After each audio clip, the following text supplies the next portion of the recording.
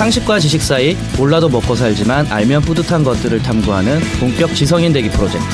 부록처럼 가볍고 본책보다 재밌는 내 인생 별책 부록. 책보다 별책 부록. 네, 안녕하세요. 안녕하세요. 반갑습니다. 반갑습니다. 오늘은 제가 하는 날이네요. 네. 누구십니까? 묵사발님 소개를 하셔야죠. 묵사발님 얘기했어. 묵묵히 뜻을 밝히는 묵사발입니다. 하고 싶은 것도 많고 알고 싶은 것도 많은 아마존입니다. 엿은 엿장수 맘대로 내 인생 내 맘대로 제 맘대로 살고 싶은 엿장수입니다. 궁금한 게 많은 저는 판도라입니다. 반갑습니다. 반갑습니다. 여러분들 그거 아십니까? 드디어 해외에서 들어주시는 분들이 생겼습니다. 와, 해외 구독자? 어떻게 폭죽 터뜨려야겠다. 네, 지난번까지는 그냥 국내에만 청취자가 계셨는데 지난주부터 북미에서 미국과 캐나다에서 와우. 감사합니다. 감사합니다. Thank you very much. 고맙습니다. 오늘은 정신 두 번째 시간인데 묵사발님 어떤 걸 준비하시죠? 네, 저는 제목이 선한 마음과 악한 마음입니다. 근데 정신, 마음 이게 그러니까 비슷한 느낌의 말인데 조금은 이제 뜻이 좀 다르죠. 그래서 이제 뜻부터 찾아봤어요. 마음은 사람이 본래부터 지닌 성격이나 품성, 정신은 육체나 물질에 대립하는 영혼이나 마음 이렇게 돼 있더라고요. 그래서 저는 이제 어디에 초점을 좀 맞췄냐면 마음에 맞췄어요. 그래서 착한 마음, 선한 마음 이제 그런 얘기를 좀 하고 싶어서 성선설이랑 성악설 들어보셨죠? 학교에서 배웠어요. 교과서에서. 중국 그거를 맹자. 근데 그게 하나 더 있더라고요. 성무선악설. 그래서 우선은 성선설 같은 경우는 이제 맹자가 얘기했던 건데 인간의 본성은 원래 선한 것이고 이 선한 본성에 악이 생기는 것은 인간이 외적 물질에 유혹되거나 환경에 의해서 악행을 자행할 수 있다. 물은 위에서 아래로 흐른다. 그것은 선이다. 물에는 남과 북은 있다. 그러므로 인간의 본성은 선하다. 이렇게 이제 맹자가 얘기를 했어요. 그래서 남과 북은 네, 지금 북에서 남으로 그러니까 위에서 아래로 그 표현을 쓴 거예요. 근데 북이 이게 위. 남북 위아래로. 네. 근데 이게 이제 어디 또 나오냐면 그 성무선악설 할 때 이게 또 나와요. 그래서 다시 설명드릴게요. 그리고 이제 성악설 같은 경우는 이제 순자의 얘기인데 인간의 도덕성이 선천적이라는 것을 부정하며 나면서부터 이익을 좋아하고 손해를 싫어하며 후천적 노력을 통해 그러니까 이상적인 규율이나 뭐 나라의 제도, 법규 이런 거를 예라고 이제 표현하는데 여기서는 예를 따르도록 힘써 선을 발휘하지 않으면 안 된다라고 얘기했던 게 이제 순자의 성악설이에요. 그래서 그 악이라는 표현을 요즘 사람들은 되게 악마, 뭐 악하다 이러면 아주 질 나쁜 악을 많이 생각하시는데 이 시절에 그 말한 악이라는 거는 이제 그 이기적인 것 자체가 그러니까 좀 더 악한 면에 가깝다는 거지 뭐 사탄 같은 이런 악은 아니라는 거죠. 근데 우리가 말하는 사탄 같은 악마 같은 악도 그런 이기적인 마음에서 시작되는 거니까. 그 시작이 꼭 그렇다고 할 수는 없죠. 그러니까 그냥 이기적인 뭐 그렇게 보면 또 이기적일 수도 있지만 남을 괴롭히는 것 자체가 즐겁다거나 뭐 남들의 그 고통을 전혀 아무렇지도 않게 요즘 뭐 소시오패스나 그 사이코패스 얘기 많이 하는데 그런 정도까지의 악이 아니라 우리는 내가 누구에게 말을 할 때 내 이익도 중요하지만 다른 사람에게 상처를 줄까? 혹은 이게 다른 사람에게 예의에 벗어나진 않을까라는 걸 이제 염두에 두고 말을 하잖아요. 근데 그 염두에 두지 않고 나의 이익만을 위해 말한다는 거지. 그러니까 엄청나게 거대한 악은 아니라는 거죠. 그리고 성무선악설은 이제 고자가 얘기한 건데 맹자나 순자 이런 거는 이제 책에 있는 거고 고자의 성무선악설은 맹자에 나와요. 고자 편에. 그래서 이 고자라는 사람이 얘기를 했는데 인간의 본성은 선악의 분별이 없고 인간 자신의 선택이나 환경에 달려 있다. 사람의 본성은 물과 같은 것이다. 동쪽으로 터놓으면 동쪽으로 흐르고 서쪽으로 터놓으면 서쪽으로 흐르니 인간 본성의 선과 악은 물의 흐름에 동서의 구분이 없는 것과 같다. 그러니까 맹자에 나온다 그랬잖아요. 그 맹자 책에 맹자와 고자가 선과 악을 가지고 이 물에 대한 비유를 했었어요. 아까 얘기했듯이 맹자는 위에서 아래로 흐르고 그렇지만 고자는 아니 물이라는 게 동쪽으로 터놓으면 동쪽으로 흐르는 거고 뭐 이런 얘기를 한 거죠. 여기 좀 재밌더라고요. 저도 이건 몰랐는데 이 두 가지 성선설이랑 성악설에 대해서만 좀 알고 있었는데 성무선악설이라는 게 또 있더라고요. 아 그러면 성무성악설? 네. 고자의 성무선악설. 네, 성무선악설. 그게 길을 어떻게 내느냐에 따라서 사람이 달라진다. 이런 건가요?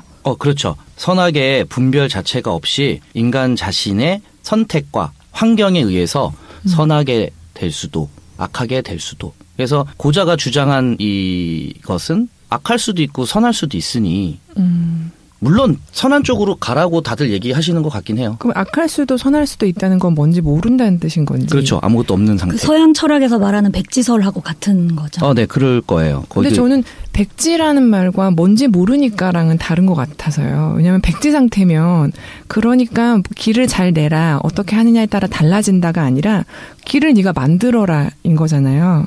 그러니까 그게 이제 아예 그냥 이기적이게 태어났다고 하면 나는 그러니까 연마하면서 열심히 갈고 닦으며 길을 내야 된다 이런 느낌인데 그렇게 백지 상태다 그러면은 좀 뭔지 모르니까라든지 난 착할 수도 아닐 수도 있다는 그런 개념 이렇게 시작점이 아예 다르지 않나 그런 생각도 좀 들어요. 그러니까 제가 생각할 때는 네. 엄마께서 항상 말씀하시지 않았습니까? 좋은 친구를 사귀어라.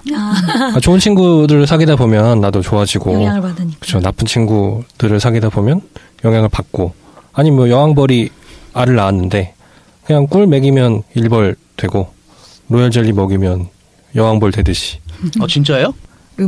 착한 음악을 들으면 착해진다. 그래요? 3화 음악의 시작 보시면 나옵니다. 제가 이 주제가 이렇게 뭔가 치열할 것 같긴 했었어요. 그러니까 여러분들 어떻게 생각하세요? 본인이 생각하실 때는 이게 성선설이 맞는 것 같은지 성악설이 맞는 것 같은지 아니면 성무선악설이 예? 자기가 어떤지? 네, 본인들 어떻게 생각하시는지. 근데 성선설, 성악설, 성무선악설에 대해서 더 추가적으로 설명을 해 주실 건가요? 그러니까 알고 있는 지식이 좀 짧은 것 같아서 그걸로 의견을 제시해야 할지 아니면 뭐 더 이상 설명은 없으니까. 없어요. 네. 지금 제가 여쭤본 거 거기에 대해서 생각을 갖고 계신데 어떤 실험이나 어떤 제가 뭐 영화나 이런 걸 막 예를 들어 드릴 거거든요. 그러면은 끝날 때 요거에 이제 좀 끝나갈 때쯤에는 생각이 좀 바뀌실 수도 있을 것 같기도 하고. 네. 재밌다. 인간은 그럼 과연 어떠한 본성을 가지고 태어나는 걸까요? 저는 개인적으로 성선설을 좀 더 맞다고 생각하는 사람이에요. 뭐 이유는 이게 중요할 것 같지는 않고 그냥 막연히 그냥 지금 본인들이 뭐 생각을 그냥 말씀해 주셔도 좋을 것 같아요. 저는 질문 딱 들었을 때 제일 먼저는 성악설 생각을 했는데 근데 태어났을 때 아무것도 잘 모르니까 배우는 거에 따라 다르겠지. 그럼 성무성악설인가 했다가 지금 성무선악설. 네. 지금 묵사발리 말씀 또 듣자마자 네. 그러면 성선설인가 보다 이렇게 그죠 이거 지금 이렇게 방금만 돼요, 해도 세 가지 답이 다 나오네요. 마음으로. 저도 준비하면서 계속 왔다 갔다 했어요. 그래서 저는 이제 오늘 방송을 위해서 사실 결정을 하고 온 거예요 지금 마음에. 결정을 하셨어요. 저도 이거 성악설이 더 맞는 것 같은데 어쨌든 하다가 이기적인 마음에 집중한다면 네. 자기의 세계에 자기만 집중해서 잘하잖아요. 어렸을 때는 내 세계가 좁고 나만 보고 그러니까 악하다는 뜻이 아니라 아까 말씀해 주신 대로 그냥 그렇죠. 네. 나에게 집중하는 삶이었다가 점점 살면서 타인도 중요해지고 이제 사회적으로 그렇죠? 그렇죠. 같이 배려하고 함께 사는 어떤 그런 걸로 바뀌는 그러니까 성악설 또 말하자 보니까 헷갈리죠. 어쨌든 성악설. 그래도 착할 것 같은데 막 착했으면 좋겠다는 거 아니에요? 나빴을까? 뭐 이런 거죠. 네, 엿장수님은 저는 그 성선설, 성악설 자체가 바라보는 개념이 조금 다르다고 생각하는데 성선설은 인간이 갖고 있는 그러니까 선하다는 것 자체가 다른 생명체를 그러니까 나 주체인 나 말고 다른 객체를 대하는 마음에 뭔가 그 성선설에 보면 맹자 그런 얘기하잖아요. 뭐 인의예지의 기본은 뭐 측은지심하고 뭐 네, 사양지심 뭐 이런 거 나오잖아요. 그러니까 다른 사람을 불쌍하게 여기고 감정이입을 하고 그리고 누가 뭔가를 베풀었을 때 사양하는 마음 그다음에 베푸는 마음 뭐 이런 것들을 기본적으로 갖고 있기 때문에 그것을 계속 개발해야 한다고 얘기하는데 그 아주 어린 아이들도 엄마가 울면 같이 울어요 막. 그러니까 그게 뭐 본능일 수도 있는데 그거 자체가 어떤 교감을 한다는 뜻이고 상대방의 마음을 들여다볼 어떤 준비가 되어 있다는 것 같거든요. 근데 성악설에 나오는 사람이 이기적이다라는 것은 좀 더 본능에 가까운 것 같아요. 그러니까 내가 생존 본능인 거죠. 살기 위해서는 뭔가 그 음식이 하나밖에 없는데 사람이 둘이야. 그럼 내가 저걸 먹어야겠다라고 생각하는 그 이기적인 정도가 악이라고 표현한 게 아닌가.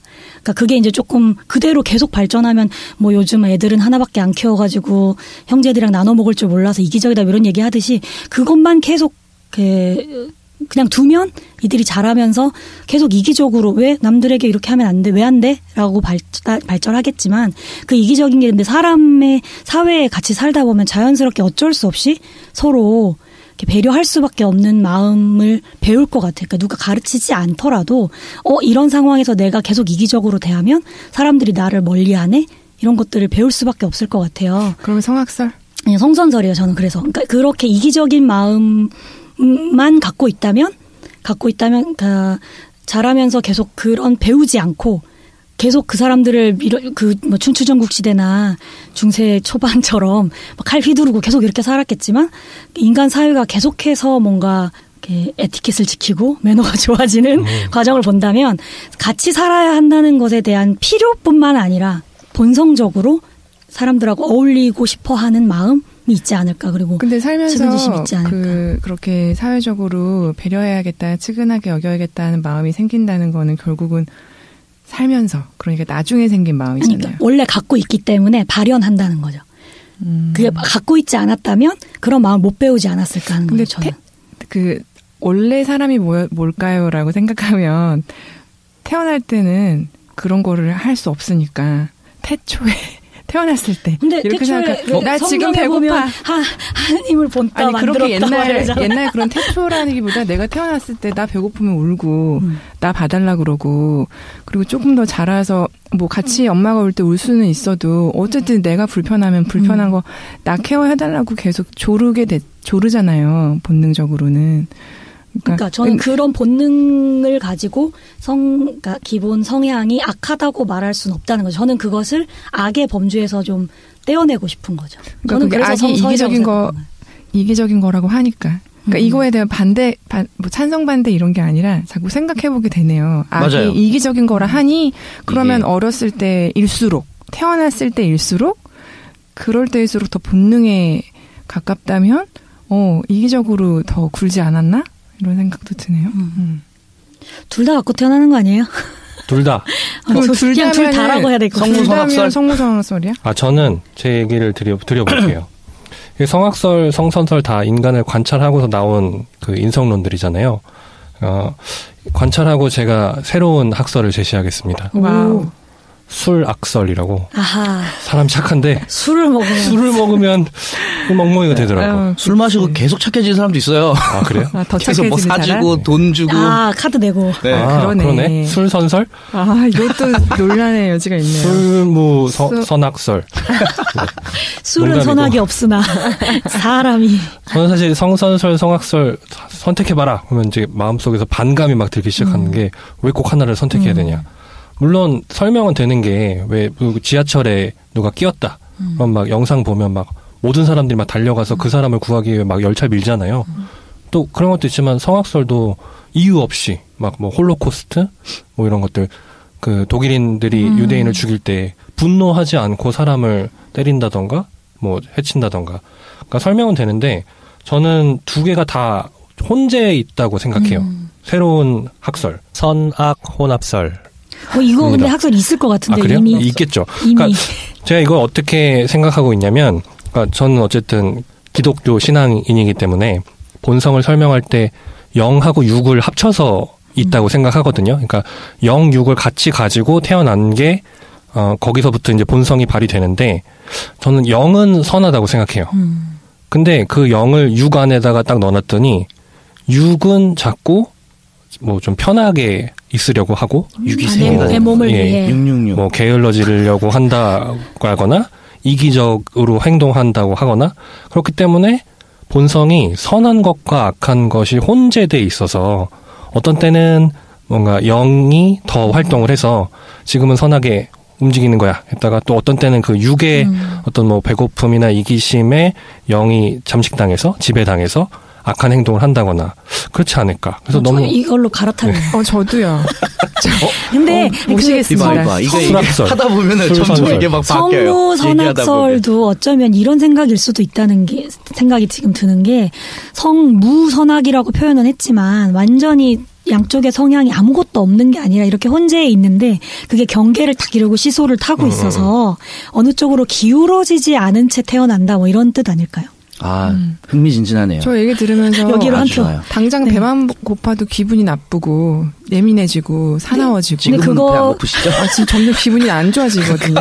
지금 NG가 여러 번 나면서. 그거를 근데 이렇게 잘 컨트롤하면서 배가 고파도 사람들에게 화를 내지 않는 사람은 성선인가요? 그러면? 훈련이 잘 된 거예요. 그러니까 영육이 같이 있는데 영은 원래 착하다. 그러니까 우리가 이렇게 명상 좋아하시는 분들도 있고 종교 가지신 분들도 비슷한 역할을 하는 것 같아요. 그러니 영을 열심히 기도로 길러야 명상으로 길러야 이게 선해진다? 자, 그러면 성선설에 관련된 실험과 영화를 저기 한번 예를 들어볼게요. 여러분 그 얘기 들어보셨어요? 착한 세모와 나쁜 네모 실험. 처음 들어봤어요. 2010년에 미국의 예일대에서 연구진이 이제 그 실험을 한 건데요. 태어난 지 6개월에서 1년이 된 갓난아이를 상대로 선과 악 중 무엇을 선택하는지를 실험을 한 거예요. 첫 번째 실험은 뭐냐면 아기들한테 원형, 세모, 네모 모양의 도형으로 이루어진 캐릭터 애니메이션을 보게 해요. 그 내용이 뭐냐면 빨간 원형이 산을 올라가고 있어요. 등반을 하고 있는데 노란색 세모가 뒤에서 밀어주는 장면을 보여주고 다음에는 파란 네모가 등반하고 있는 그 빨간 원형 있잖아요. 네. 걔를 산 아래로 밀어버리는 걸 보여줘요. 텔레토비. 이런 영상을 6회에서 14회 정도 아이들한테 보여줬다고 해요. 결과가 어떻게 됐을 것 같아요? 보여주고 그다음 뭘 했는데요? 그래서 그 캐릭터 있잖아요. 그 세 개의 캐릭터, 그러니까 두 개의 캐릭터죠. 왜냐면 그 원형은 어쨌든 그 동그라미 놔두고 세모랑 네모를 선택을 하게끔. 이 중에 뭐가 좋아? 네. 뭐가 좋냐? 제가 그 얘기를 안 했구나. 선택을 하는 거예요. 네. 그래서 아이들이 뭘 선택을 했냐 이제 이거를 실험을 한 거죠. 그러니까 그럼 세모를 많이 선택했다면 아이들이 본성이 선한 것을 좋아한다. 그렇죠. 근데 이 실험이 이렇게 해서 아이가 6개월에서 1년이니까 애들이 뭐 말을 하거나 이런 게 모르잖아요. 그러니까 이걸 뭐 선택해봐라 이게 아니라 그냥 이렇게 앞에다 내놨대요. 근데 애들이 이제 짚는 거야. 자연스럽게. 세모를 집었으면 좋겠어요. 80%가 착한 세모 캐릭터를 선택을 했대요. 그래서 유튜브에서 이거를 그 한국의 어떤 아버지가 자기 아이를 데리고 이 실험을 했더라고요. 그것도 제가 이렇게 찾다 보니까 봤는데 그 아이도 그냥 세모를 짚더라고요. 근데 몇 개월 정도 된 아기라고요? 6개월에서 1년 된. 그 6개월에서 1년 정도 되면은 그 말은 못해도 이러면 안 돼 이런 말을 많이 듣고 자라지 않아요? 돌 전이면 포인팅 정도는 하는 나이죠. 그러니까 물론 개인차가 워낙 심하긴 한데 자기가 더 좋아하는 거를 포인팅을 하는 정도는, 그러니까 옷을 2벌 주고 이 중에 뭐 좋아하면은 하나 정도 그러니까 그게 진짜 좋아서 고르는지 모르지만 보통 뭐 색이 더 화려한 걸 고른다거나 뭐 이 정도는 할 수 있는. 그러니까 그때쯤에 중요한 거는 말을 해서 정확히 의사를 표현하지 못하지만 호불호라는 개념은 생겨서 내가 어떤 게 좋고 내가 어떤 게 나쁘다. 그 정도는 구별할 수, 그러니까 물론 아기들마다 그 개별적인 차이는 있겠지만 그쵸. 여기서 지금 질문하는 것도 그거잖아요. 그러니까 내가 뭐는 좋고 뭐는 나쁘다라는 걸 분간할 수 있을 정도의 그쵸. 시기다. 자, 두 번째 실험은 뭐냐면 테디베어 애니메이션인데요. 상자를 열려고 애쓰는 강아지를 보고 테디베어 하나가 강아지를 도와줘요. 상자를 열어주는 거예요? 네. 근데 다른 테디베어는 상자를 깔고 앉아서 강아지를 막 방해해요. 그래서 아이들한테 이 영상을 6회 이상 이렇게 보여준 다음에 둘 중에 또 이제 어떤 걸 선택하느냐. 곰이 좋아. 또 역시 착한 테디베어를 선택을 많이 했다는 거예요. 그래서 뭐 결론까지는 아니지만 이제 예일대 이제 연구진들은 인간이 생후 6개월부터 도덕적 판단을 하기 시작하며 선악을 판별할 수 있는 능력을 태생적으로 갖고 있다는 내용의 연구 보고서를 발표를 해요. 이 연구진의 킬리 해물린 박사는 이렇게 얘기해요. 우리는 아이들에게 세상의 선한 사람과 악한 사람을 구분하는 법을 어떻게 가르칠지 많은 시간을 고민하는데 이런 능력은 태생적으로 가진 것일 수도 있다. 그래서 이게 어떤 실험으로 이제 본 성선설에 대한 얘기고. 질문 하나 해도 되나요? 아까 그러니까 세모하고 네모를 선택한 게 80%가 세모라고 하셨었나요? 네. 그러면 절대적으로 성선설이라고 좀 말하기는 어려운 게 나머지 어쨌든 20%는 나머지 20%는 전부 사이코패스일 리는 없잖아요. 그러니까 혼재돼 있을 수 있다. 비율이 더 조금 선한 쪽으로 높다 정도는. 근데 80%가 통계적으로 어느 정도 유의미한지의 문제도 있을 수 있는데, 근데 그 아이들의 개별 발육 상태나 그 그렇죠. 발달 상태가 워낙에 다르기 때문에 그 시기에는 그래서 좀 더 다를 수도 있을 것 같아요. 근데 제가 이제 성악설에 대한 실험도 막 예를 들어 드릴 건데, 그것도 이제 실제로 실험했던 건데, 그것도 말이 많아요. 네. 그래서 저까지 포함해서 4명인데, 4명이 각자의 의견과 생각들이 많이 나올 것 같긴 했었어요. 영화를 한 편 제가 또 예를 한번 들어볼게요. 조조 래빗이라는 영화를 봤어요. 극장에 상영 중인 영화고요. 모르는 영화? 어떻게? 네, 저번 주에 아카데미 시상식 있었잖아요. 네. 아카데미에서 각색상을 받았어요. 오. 그리고 굉장히 재밌고 생각하게 하는 영화고, 그거 아시죠? 그 토르 천둥의 신. 라구나로크인가? 네네. 예, 그거 감독이에요. 그래서 감독 이름은 타이카 와이티티 그 감독인데, 조조 래빗은 뭐냐면 2차 대전 말기에 10살짜리 소년 이름이 이제 요하네스 베칠러라는 소년이 있는데 10살이고, 근데 그 친구 이름을 그 주위의 친구들은 조조라고 불렀대요. 그래서 이름이 조조고, 나치 유겐트라고, 히틀러 유겐트라고 해서 소년단이 있었어요. 소녀들이 들어가 있는, 지금으로 맞은 보이스카우트, 걸스카우트? 거기에 조조라는 친구가 굉장히 나치즘에 빠져 있고 히틀러를 막 훌륭한 사람이라고 생각하면서 자기의 존경하는 사람으로 이렇게 생각을 하는 친구예요. 그래서 유겐트에 들어가는 걸 너무 즐거워하고 신나하고, 엄마는 조금 비밀스러운 느낌이 좀 있어요. 조조랑 둘이서 약간 이렇게 신경전을 벌이기도 해요. 그러니까 조조가 너무 나치즘에 그 히틀러나 이런 쪽에 너무 빠져 있어서 조금 갈등이 있는 그런 내용도 좀 나오면서, 조조가 그 상상 속에 친구를 하나 만들어요. 그게 히틀러예요. 그래서 영화를 보면 히틀러가 막 등장을 해요. 근데 되게 우스꽝스럽게, 이거 블랙 코미디거든요. 이거 지금 스포 아닌가요?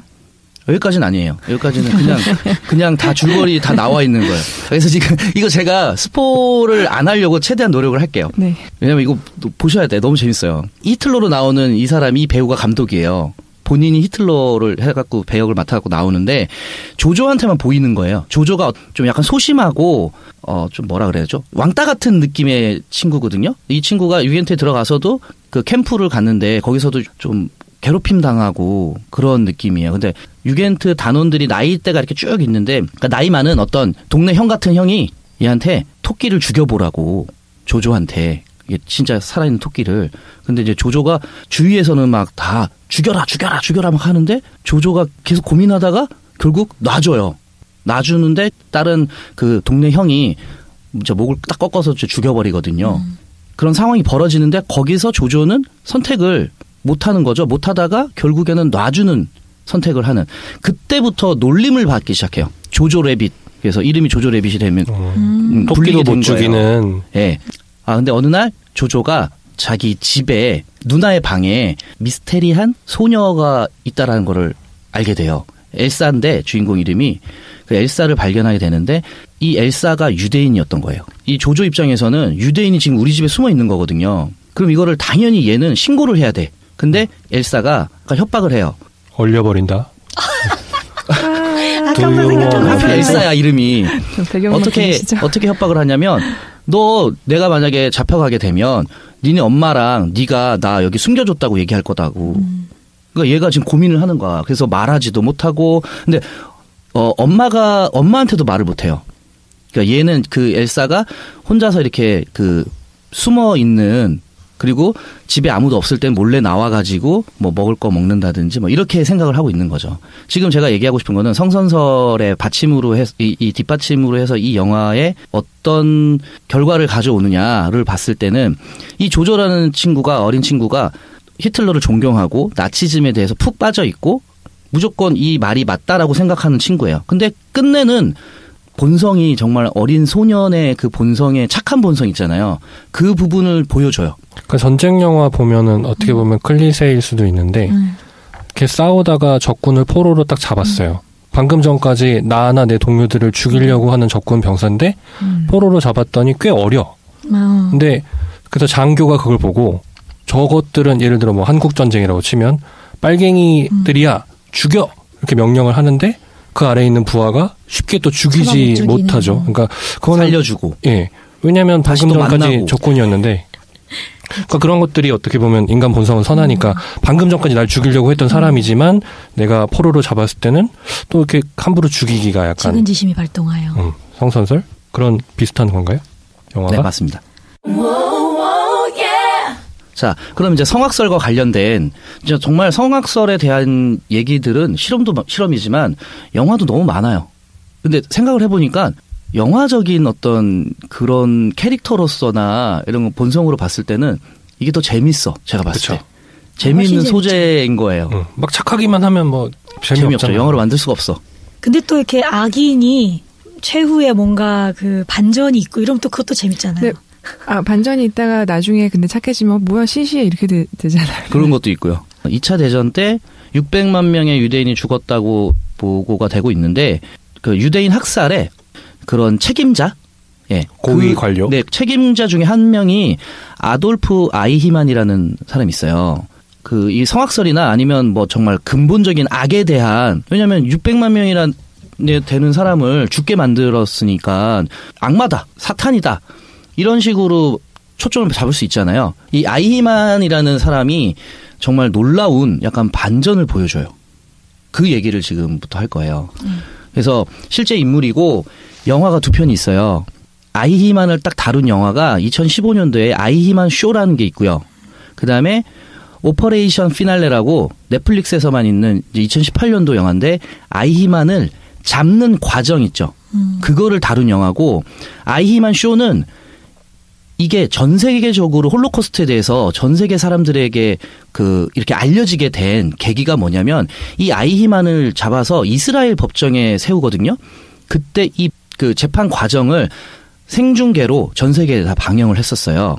그거를 보고 이제 사람들이 이제 충격에 빠지고 그 실태를 알게 된 그 내용이에요. 그래서 아이히만 쇼는 그 생방송을 하는 그 방송하는 감독이랑 제작자의 그 시점에서 영화가 풀어지고 그다음 중간중간에 실제 아이히만 그 재판 과정 영상들이 나오고 그래서 아이히만이 이런 얘기를 해요. 임무를 수행하는 과정에서 죄책감 같은 거는 전혀 느끼지 못했고 오히려 월급을 받으면서 일을 제대로 하지 못하면 양심의 가책을 느꼈을 것이라고 얘기를 하고 내적 갈등 없이 그냥 관료주의의 효율을 위해서 기술적으로 임무를 수행했을 뿐이다 자기는. 그렇게 얘기를 해요. 그 재판에서 반론할 기회를 주잖아요. 그때는 뭐라 그랬냐면 자신은 무죄다. 단 한 사람도 자신의 손으로 죽인 적이 없고 죽이라고 명령하지도 않았다. 자신의 권한이 아니었기 때문이고 본인은 시키는 대로 그대로 실천한 하나의 인간이며 관리였을 뿐이다 라고 얘기를 하는 거예요. 이 재판을 지켜본 한나 아렌트라는 그 기자가 있었어요. 독일 태생의 유대인이었어요. 이 사람은. 그래서 이 사람이 예루살렘의 아이히만이라는 책을 써요. 그래서 한나 아렌트라는 실제 인물을 가지고 또 영화가 있어요. 제목이 한나 아렌트고 2012년 작품인데 미국으로 이제 1941년 미국으로 망명을 해서 기자가 되는데 기자 이제 특파원 자격으로 재판에 참여를 해가지고 예루살렘의 아이히만이라는 책을 만들었는데 이 한나 아렌트가 제시한 개념이 뭐냐면 악의 평범성이라는. 아렌트가 이런 얘기를 해요. 유대인 말살을 저지른 아이히만은 그저 자신의 직무를 성실히 수행한 것이며 악의 근원은 평범한 곳에 있다라고 주장을 했어요. 또 이제 어떤 얘기를 하냐면 아이히만은 아주 근면한 인간이며 이런 근면성 자체는 결코 범죄가 아니다. 그러나 그가 유죄인 명백한 이유는 아무 생각이 없었기 때문이다. 생각의 무능은 말하기의 무능을 낳고 행동의 무능을 낳는다. 그 한나 아렌트의 그 저서도 저서지만 그분이 파시즘에 대해서 되게 많이 분석을 해서 글을 이제 책을 여러 권 내셨거든요. 그분의 그 악의 평범성에 나오는 아주 중요한 그 포인트가 뭐냐면 누구나 그럴 수 있다는 거예요. 누구나. 그냥 그 작은 시점에 몰입해서 그냥 행동하면 그게 악인 줄 모르고 할 수 있다는 거죠. 근데 조금 더 거시적인 생각을 가지고 그리고 내가 지금 하는 일의 행동에 의미가 무엇인가를 생각하는 것이 인간의 의무가 아니냐 뭐 이런 포인트거든요. 제가 생각하기로는. 스탠리 밀그램의 가짜 충격 실험이라는 게 있어요. 버튼을 누르면 맛있는 먹이가 나오고 그렇지만 동시에 상대방에게는 전기 충격이 가해집니다. 상대방이 뭐예요? 지금은 이제 붉은 털 원숭이한테 이 실험을 했는데 그 버튼은 누가 누르는 거예요? 그 이제 본인의 선택이에요. 아, 사람이 누르면. 그러니까 붉은 털 원숭이한테 실험을 한 거예요. 그러니까 원숭이가 그러니까 2마리가 있는데 한 마리가 내가 버튼을 누르면 나한테 먹이가 나와. 근데 내 앞에 보이는 다른 원숭이는 전기 충격을 받아서 으악 하는 거죠. 그거를 보여주는 거예요. 그러면 이제 붉은 털 원숭이가 버튼을 눌러서 먹이를 맛있는 걸 먹을지 말지를 본인이 선택을 해야 되는 거예요. 자, 이 얘기는 그냥 위에다 깔아놓을게요. 왜냐하면 뒤에 결론적으로 또 얘기를 할 게 있어가지고 1961년에 40명의 실험 참가자들을 모아요. 학생과 교사 역으로 나눠가지고 벌의 효과 측정을 실시하겠다라는 이제 그런 실험을 하거든요. 교사 역할과 학생 역할을 나누는데 이거를 이제 제비뽑기 형식으로 했는데 교사 역할만 실제는 있었어요. 학생 역할은 없었고 교사 역할만 있었고 그다음에 이 실험실에 들어가면은 제일 처음에 보는 것은 15볼트짜리에서 450볼트까지 순차적으로 버튼 30개가 이렇게 있는 거예요. 그럼 이거를 첫 번째는 15볼트, 두 번째는 30볼트 이런 식으로 늘어나가는 그러니까 그 전압이 세지는 거죠. 칸막이 너머에는 학생이 이제 문제를 못 맞추면 그 교사 역할을 하는 피험자가 이걸 누르는 거예요. 근데 첫 번째 틀렸어요. 그럼 1번 누르고 15볼트. 그다음에 두 번째 틀렸어요. 그럼 계속. 그럼 저쪽에서는 학생이 막 으악 하고 소리 지르고 막 점점 볼트 세기가 높아지니까 소리라든지 이런 게 더 커질 거 아니에요. 그걸 다 이제 듣게끔 하는 거예요. 근데 실제로는 칸막이 뒤에는 연기자가 있었고 소리를 지르는 연기를 하는 요거를 이제 실험을 했는데 여기서 좀 주목할 게 뭐냐면 그 실험실 안에 피험자 있잖아요. 교사 역할을 하는 그 사람 옆에는 흰 가운을 입은 되게 권위 있는 느낌의 박사라고 이제 소개를 하는 사람이 이제 앉아 있어요. 그래서 되게 엄격한 목소리로 100볼트 이렇게 넘어가면 소리가 점점 커지니까 사람이 이제 자기가 이제 심리적으로 위축될 거 아니에요. 이걸 내가 눌러가지고 그 사람이 지금 그러니까 고통을 받고 있으니까. 근데 그때마다 그 흰 가운 입은 사람이 계속 하시라고 괜찮다고 그러다가 막 300볼트까지 올라가고 막 이러니까 저 사람 죽으면 어떡하냐 저러다가 근데 그 전에도 뭐 350볼트인가 뭐 어느 정도 이상이면 죽을 수도 있다라는 얘기를 미리 해줬거든요. 그러니까 이제 더 걱정이 되는 거예요. 근데 그 가운 입은 사람이 절대 죽지 않고 걱정하지 마라. 그리고 모든 건 제가 책임지겠습니다. 옆에서. 그렇게 했더니 놀랍게도 65%의 사람들이 450볼트까지 이거를 눌렀다라는 거예요. 지금 이 실험의 내용은 누군가가 자기가 책임을 진다 그러고 괜찮다 죽지 않는다 이렇게 옆에서 권위 있고 뭔가 믿을 만한 그러니까 보장만 되면 네, 그런 사람이 계속 얘기를 해주는 거야. 계속 하라고 괜찮다고.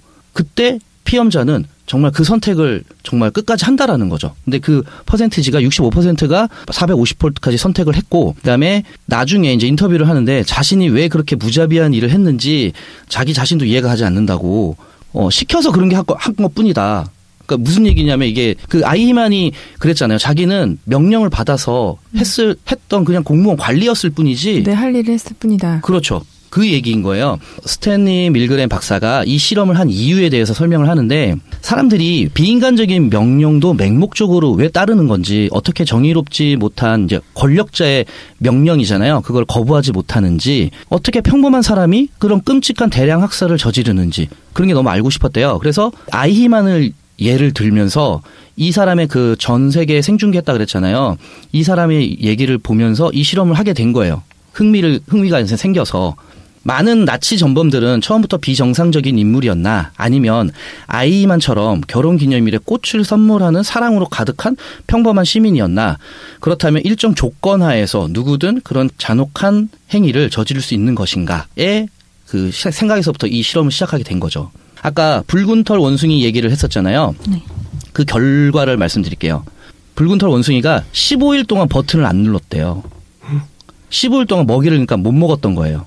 붉은 털 원숭이 옆에 그 상대의 고통을 외면하게 하는 관리자나 아까 얘기했던 그 박사의 흰 가운 입고 있는 그런 사람이 아무도 없고 그 원숭이만의 선택만 있었던 거예요. 그랬더니 이 원숭이는 15일 동안 이거를 안 누르고 먹이를 자기가 못 먹는데도 스탠리 밀그램이 어떤 얘기를 하냐면 피실험자들이 실험자가 내리는 명령에 반항할 수 있는 방법은 단 한 가지다. 불합리한 명령을 내리는 권위자와의 관계를 단절시키는 것이 그러니까 예를 들어서 그 버튼을 눌러야 되는 어떤 상황에서 저기 소리가 막 그 고통받는 사람의 소리가 계속 들리는 상황이라면 그 관리자가 없었으면 아마 멈췄을 거라는 거죠. 근데 그 관리자가 괜찮다 했을 때 누르게 되는. 이제 마지막에 이제 무슨 얘기를 하냐면 실험에 참여했던 사람들 중에 35%는 300V 누르는 그 시점에서 거부를 하긴 했대요. 생명에 위협이 된다고 말해줬던. 네, 그때 그 정도면 이제 생명 위협이 갈 수도 있다고 얘기를 하니까. 그 실험하고 밀그램이 아마 그 사회학계인지 심리학계인지에서 아마 막 추방당하다시피 막 네, 그랬어요. 맞아요. 네. 네, 되게 사람을 논란이 많아가지고 맞아요. 너무 잔인한 실험이다. 이거는 연구 행위라고 할 수 없다. 뭐 이런 욕도 많이 뭐 나중엔 다시 복권됐나 뭐 그랬는데. 네, 복권됐어요. 그리고 이게 63년도에 한 실험이고 밀그램 프로젝트라는 2015년도에 영화가 나왔어요. 이 영화가 있어요. 실제로 또.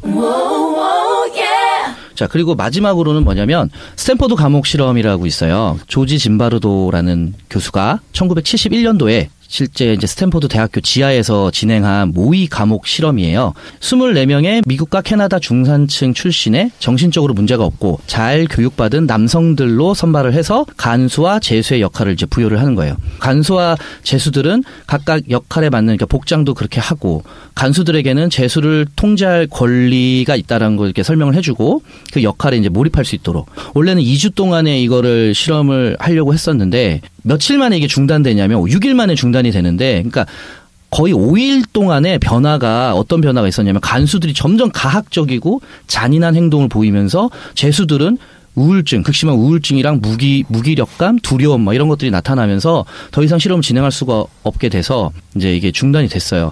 이게 영화로 많이 제작이 됐는데 익스페리먼트라는 2001년도 독일 영화가 있어요. 영화를 하긴 했는데 조금 과장된 어떤 드라마틱하게 좀 영화적인 그런 거를 좀 넣었고 그거 말고도 이제 비슷한 그 영화들이 있는데 이제 작품성에는 이제 좀 그런 걸로 따졌을 때는 이게 제일 낫거든요. 2001년에 그 독일에서 만든 영화가 루시퍼 이펙트라는 이제 이 책을 쓴 짐바르도 교수가 내린 결론은 이제 결론? 네, 어쨌든 얘기하고자 하는 거는 그 인간의 본성 자체가 원래는 선하거나 악한 것 이렇게 하나로 정해져 있는 게 아니라 상황적인 조건에 따라서 많이 영향을 미치고 있는 것이 아닌가라는 얘기를 하고 싶었다고 하더라고요. 성악설과 성선설에 대한 어떤 내용을 저희가 이렇게 영화나 실험을 통해서 이제 이쪽 주장들이 있는 거죠. 비슷한. 저는 제가 생각했을 때는 그래도 이제 성선설 쪽으로 이거를 준비하면서는 계속 기울긴 했었어요. 근데 이제 저 질문이 있는데, 네. 그러니까 성악설에 대한 그 영화나 예시가 아이히만은 네. 좀 나이가 많은 사람일 거잖아요. 네, 맞아요. 많아요. 그러면 성선설로 태어났지만 살면서 악한 어떤 영향을 많이 받아서 나중에는 그렇게 됐을 수도 있다? 그러니까 약간 처음에 성선설 예시는 6개월 된 아기, 본성이 있는지 없는지 잘 모르겠는데 아이히만은 약간 나이가 들었으니까 그걸 가지고 성악설이다 아니면 성선설인데 영향을 많이 받았다. 뭐 중간에 나치즘에 감복해서 유태인은 뭐 좀 없어져야 된다라고 생각을 하게 됐다거나 그럴 수도 있지 않나요? 네, 그럴 수도 있죠. 이거 저도 준비하면서 느꼈던 게 뭐냐면 아니 그러면 도대체 뭐 언제부터 시작이고 뭐 이렇게 계속 착했다가 나빴다가 이렇게 반복할 수도 있잖아요. 사람이 어떤 행동은 착한 행동일 수도 있고 어떤 행동은 나쁜 행동일 수도 있고. 근데 저는 오히려 그런 게 더 인간적일 거라고 생각해요. 그러니까 인간이 생각하기 그렇게 단순하게 이렇게 일관성 있게 악하거나 일관성 있게 선하다기보다는 왜냐면 내가 결정적으로 악하려면 참고 기다려야 되거든요. 내가 조금씩 악해지면 어쨌든 범죄를 저지르다 보면 제재를 받기 때문에 큰 악을 행할 수가 없기 때문에 정말로 큰 악을 행하고 싶으면 조용히 있다가 결정적인 기회가 왔을 때 악을 빵 터뜨려야 큰 악을 터뜨릴 수 있는 거지. 그렇기 때문에 인간은 그런 거에 계산적이잖아요. 그러니까 오히려 그렇게 일관성이 없는 게 더 인간답지 않나? 그런 생각했습니다. 저는 아이히만이 그 성악설의 예시로 제시된 이유가 이거라고 생각하거든요. 그러니까 아이히만은 그 자기가 분류한 유대인이 어디로 갈지 알고 있었어요.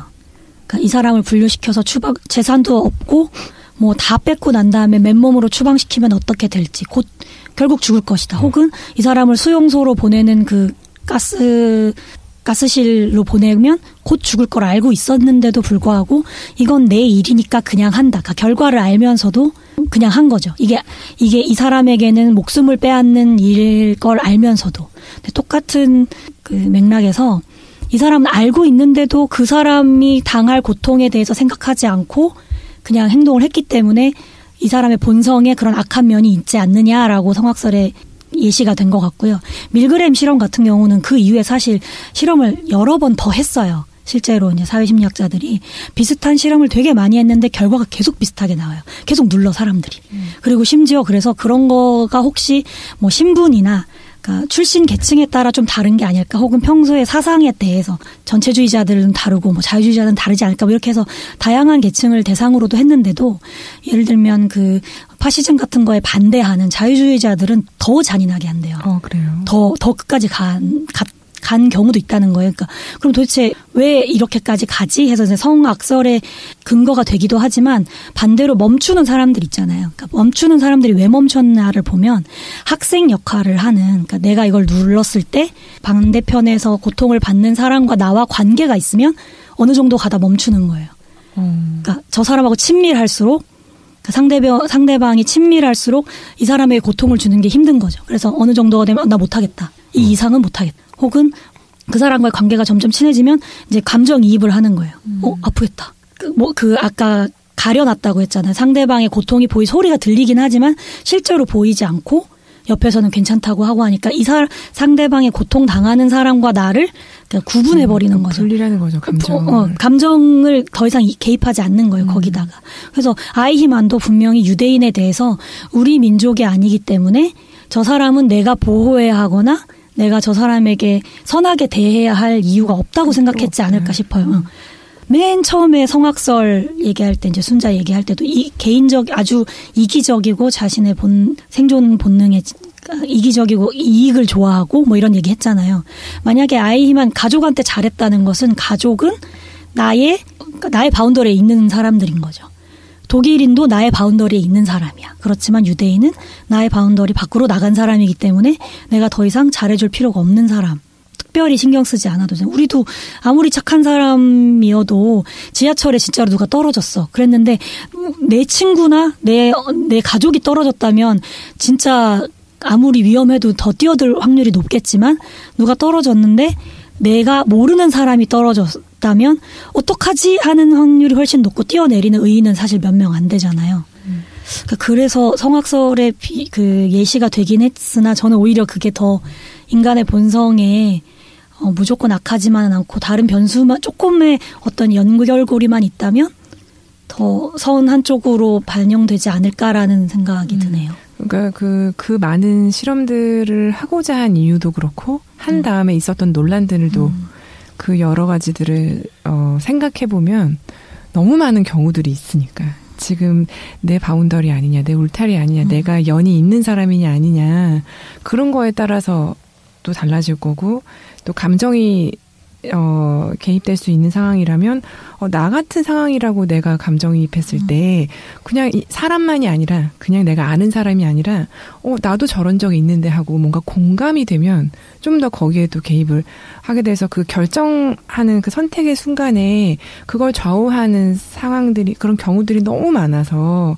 이것만으로는 이거를 알아보는 실험이라고 할 수 없어라는 논란도 많고, 근데 너무 알아보고 싶은 마음이죠. 오늘 주제만 해도 우리 넷만 해도 너무 많은 얘기를 하고 들으면서도 굉장히 많은 생각들을 했거든요. 이런가 저런가 하는 그런 생각들 듣는 분들도 그러실 것 같아요. 그럴 만한 주제인 것 같아요. 그 아이히만도 어찌 보면은 성선설이냐 성악설이냐 이거를 떠나서 사실 인간 본연이 원래 악한 그런 마음이 어느 정도 있지 않느냐라는 정도의 접근법이 맞을 것 같아요. 외부적인 환경이라든지 이런 거에서 또 다시 변하기도 하고, 아까 얘기했듯이 내 가족은 또 끔찍하게 또 생각하니까 거기에 대해서는 또 악한 모습이 전혀 보이지 않고, 이걸 하면서 계속 왔다 갔다 했다는 이유가 뭐냐면 계속 고민이 되는 거예요. 이게 성선설에 막 갖다 붙여야 되는지 아니면 성악설인지 아니면 성선설인지 이게 너무 헷갈린 게 많았거든요. 어떤 일부분은 사실 성선설인 것 같고, 그러니까 하나의 실험에서도 봤을 때도 어떤 거는 성악설인 것 같고, 아니 어떤 거는 그냥 아무것도 아니야. 이거는 그냥 아까 얘기했던 뭐 백지 상태에서 아무것도 없는 상태에서 혹은 물을 동쪽으로 트느냐 아니면은 서쪽으로 터놔서 흘러가게 하느냐, 뭐 이런 것도 맞는 것 같고. 근데 고민은 분명히 해볼 만한 가치는 있을 것 같고, 저는 결론 아닌 결론은 성선설 쪽으로 계속 내리게 되는 과정을 겪었어요. 성무성선설 같은 경우에 뭐 성무성악설? 성무선악설. 성무선악설에 대해서 관련된 뭐 영화나 이런 거 사실 딱히 없어요. 왜냐하면 중간에 계속 갈등하고 바뀌고 막 이런 게 많기 때문에. 근데 그럼 타고나기를 어떻게 타고났냐인 건데 저는 이제 설명을 들으면서도 그거는 본성과 다르게 살면서 생긴 거 아닌가? 저희가 좀 전에 관계 얘기도 그러면은 내 가족이면 이란 전제 자체가 관계가 생겼으니까인 거잖아요. 성선성악 자체가 그러니까 지금 타고난 거 얘기하셨는데 타고난 본성에 대한 이야기라기보다 내가 원래 선하게 태어났어, 악하게 태어났어라는 개념이 선을 추구하느냐, 악을 추구하느냐의 개념이거든요. 그러니까 태어나길 선해서 그냥 무조건 선한 게 아니라 방향이 태어났을 때 어떤 일들이 있거나 어떤 선택을 해야 할 때 더 선한 쪽을 추구하고 싶어지는 마음이 강하냐, 선하지 않은 쪽을 추구하고 싶은 마음이 강하냐. 이 설명으로는 저는 성선설이요. 느닷없는 고백이지만 그러니까 가지고 있는 게 무엇이냐에 대한 그 정의가 오늘의 주제인 거지. 그래서 그 이후에 어떻게 했는데? 라는 거는 그런 거를 소재로 영화가 이렇게 나올 수도 있고 이런 이야기들도 있을 수 있고 여러 경우들을 이야기로 할 수는 있고 실험도 할 수도 있지만 결국은 성선도 있고 성무선악설도 있고 맞아요. 다 합쳐져 있는 것 같아요. 이런 것들을 이쪽으로 봤을 때 어떤 면을 크게 봤을 때는 성악설이야, 뭐 성선설이야 이렇게 그냥 분류하는 방법인 것 같아요. 그냥 저는 그런 생각했어요. 이걸 배우는 시기가 뭐 초등학교 고학년 아니면 중학생 그때까지는 애들이 말을 잘 듣는 거지. 그랬다가 그때쯤부터 애들이 말을 안 듣는 거야. 그래서 선생님들이 자 성선이건 성악이건 성무선악이건 교육을 통해서 후천적인 노력을 통해서 선해질 수 있다. 이게 실제로 선생님들 사이에서 되게 어떻게 바라보느냐. 왜냐하면 아이들을 하고 계속 부딪히는 직업이다 보니까 어떤 때 보면 아이들이 되게 악한 것 같기도 하고 어떤 때 보면 되게 착한 것 같기도 하고 그때쯤 그래서 배우지 않나. 그리고 질문 하나 있는데 해도 되나요? 아까 그 밀그램 실험에서 관리자와 관계를 끊어버리는 게 중요하다. 그러니까 내가 내 의지대로 선을 행하려면 그러니까 자꾸 누르면 저쪽에서 고통을 받는데 내가 끊고 싶지만 관리자가 괜찮다. 내가 보증하겠다. 뭐 죽지 않는다. 근데 그게 저는 전쟁 영화를 되게 좋아하는데 극단적인 상황이에요. 예를 들어볼게요. 묵사발님하고 저하고 아마존하고 같은 편이고 판도라님하고 엿장수님이 이제 적군이에요. 그래서 싸우다가 판도라님하고 엿장수님을 포로로 잡았어요. 근데 봤더니 한 13살? 너무 어린 거예요. 제가 묵사발님의 그 상사예요. 장교. 묵사발님한테 명령을 하는 거예요. 죽여라. 빵! 아, 망설임 없으시네요. 망설임이 없네. 아, 진짜 그냥 죽이실 건가요? 13살인데? 13살. 이 사람은 악한 사람이네. 나 13살이라고요. 성악설로 바꿀래요. 그럼 질문이 안 되는데 이게 영화 같은 데서 보면 장교가 자기 부하한테 저 어린이를 죽여라 하거든요. 근데 죽이지 못해요. 그때 버려. 죽이기 싫거든요. 근데 장교가 갑자기 총을 그 자기 부하한테 딱 겨누면서 내 명령을 안 들으면 네가 죽는다라고 하거든요. 저는 그런 상황일 때 내가 저 상황이면 어떻게 해야 되지? 지금이 딱 그 상황인 거예요. 나는 저 13살짜리 어린이들이 전쟁에 참여한 게 너무 안타깝고 죽이고 싶지 않아. 나는 저들을 놔주고 싶어. 아니면 포로로 인간적으로 대하고 싶은데 나의 관리자가 저들을 죽이라고 하고 이게 아까 무슨 밀그램 실험처럼 뭐 나의 안위에 크게 상관이 없는 건 모르겠는데 관리자의 명을 어기면 내가 죽어. 그렇죠. 그런 상황이면 어떻게 하시겠어요? 아, 여긴 빵빵? 바로 죽인다. 내가 살아야 되니까. 예, 머리에 총이 오기 전에 죽인대요. 혹시 그런 상황일 때? 그래, 그런 상황일 때는 죽이게 될 것 같아요. 사실 그런 맞닥뜨린 상황. 내가 죽으니까. 내가 죽으니까. 근데 먼저 말씀하세요. 그럼 성악설이네. 그러니까 이기적인 마음이네. 아니 근데 저는 그래서 더 성선설이라고 생각하는 게 총이 오기 전에 이미 그냥 네 빵빵 하면 그건 성악일 수 있는데 고민을 하잖아요. 죽이고 싶지 않다는 마음이 든다는 것 자체가 죽이라는 명령은 밖에서 왔으나 밖에서 또 다른 안 죽여도 돼라는 명령은 외부에서 들어온 자극이 전혀 없잖아요. 그 마음은 100% 내 마음 속에서 생겨난 것이잖아요. 그러니까 내 마음 안은 원래 성선이 아니냐. 그리고 홀로코스트 같은 것도 그 당시에 거기에 가담한 사람, 예를 들면 우리나라도 일제시대에 일제에 부역한 사람들을 정말 많잖아요. 먹고 살기 위해 어쩔 수 없었다라고 말을 하지만 성악설이면 그런 사람들이 추앙받고 홀로코스트가 비판받지 않았을 텐데 대부분의 인류는 물론 그럴 수도 있어요. 대부분의 인류가 인류를 유지하기 위해서는 어떤 규율이 필요하고 좀 제도적인 게 필요하기 때문에 그런 대량 학살을 단죄하기도 하지만 인류 전체가 갖고 있는 보편 정서가 그것은 너무한 것이다로 점점 가고 있기 때문에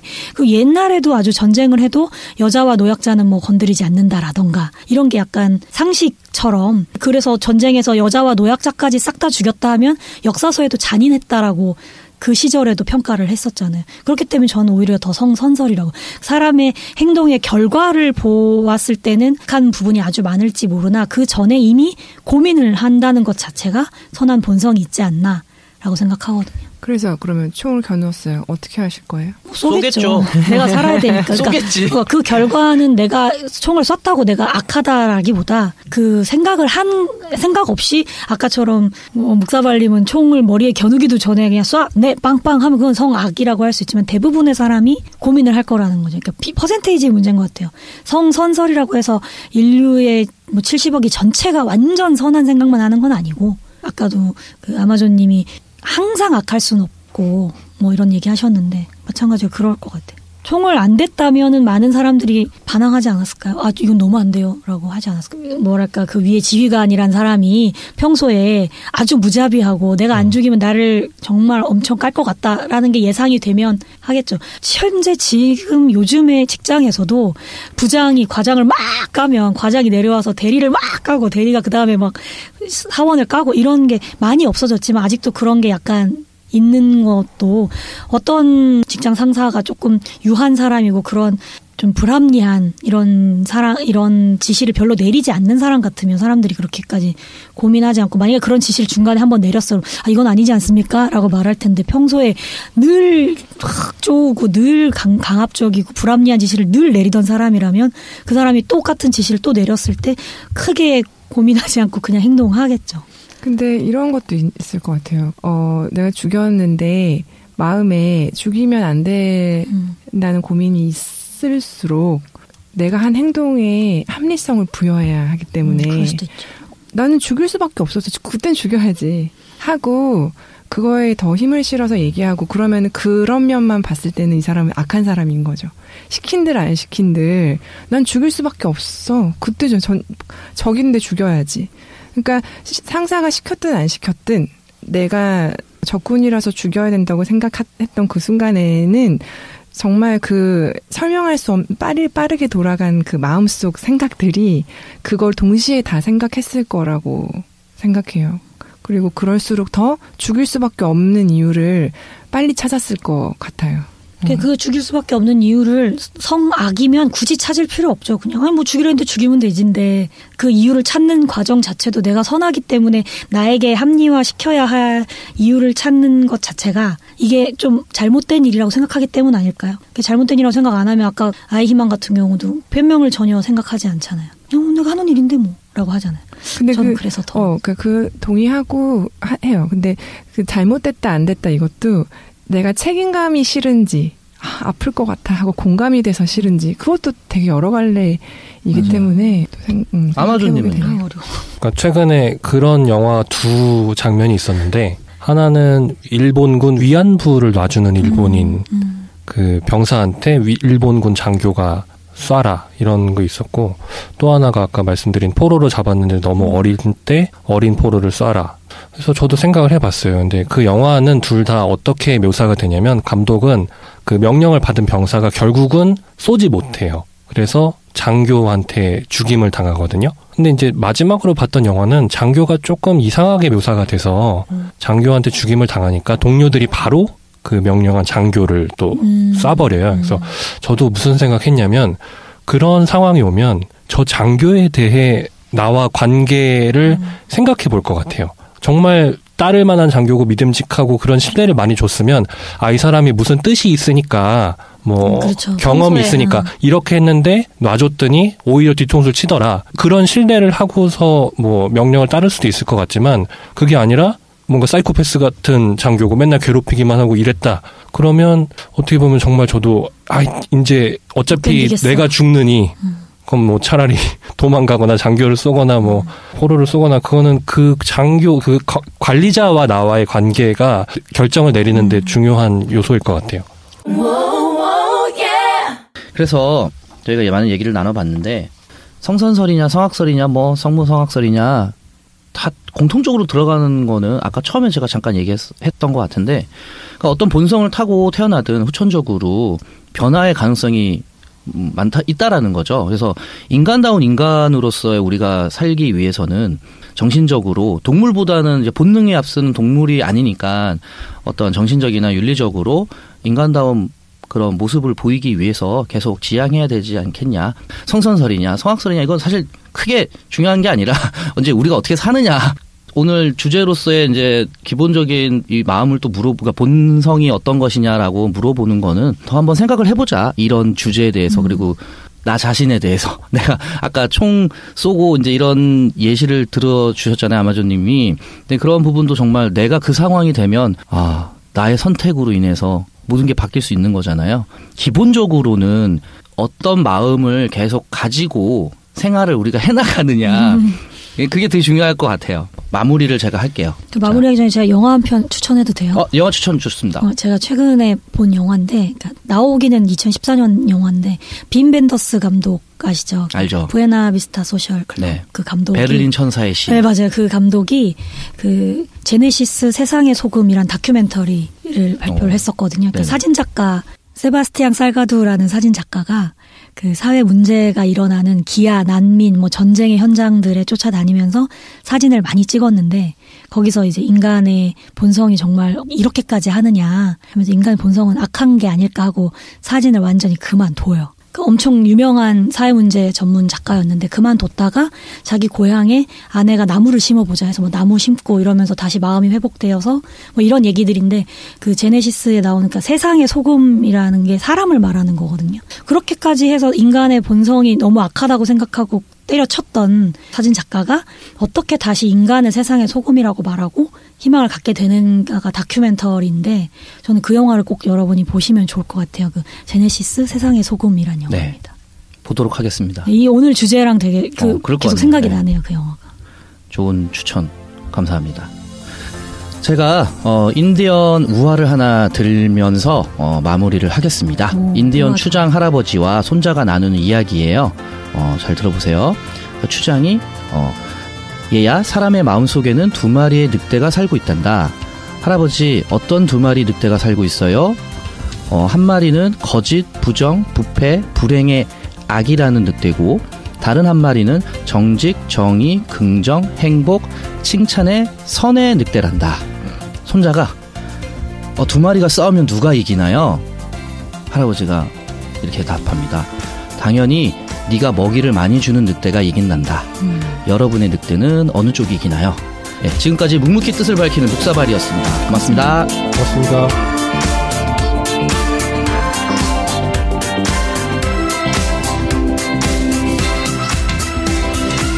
상식과 지식 사이 몰라도 먹고 살지만 알면 뿌듯한 것들을 탐구하는 이거 아니야? 맞아. 맞지? 내가 잘못 뽑은 거 아니지? 잘했네. 훌륭해. 아무 소리 안 들어가게 하려고 입 다물고 있었던 거야. 그래, 그러지 마. 막 떠들어. 아니야, 그래. 상식과 지식 사이. 딜레이. 좋은데 이거 다 살릴 거야 나. 본격 지성인 대기 프로젝트. 이상한데 다시 해야겠다. 시작 불가. 다시 해야지. 나는 다시. 상식과 지식 사이 몰라도 먹고 살지만 알면 왜 또 그렇게 시작하세요?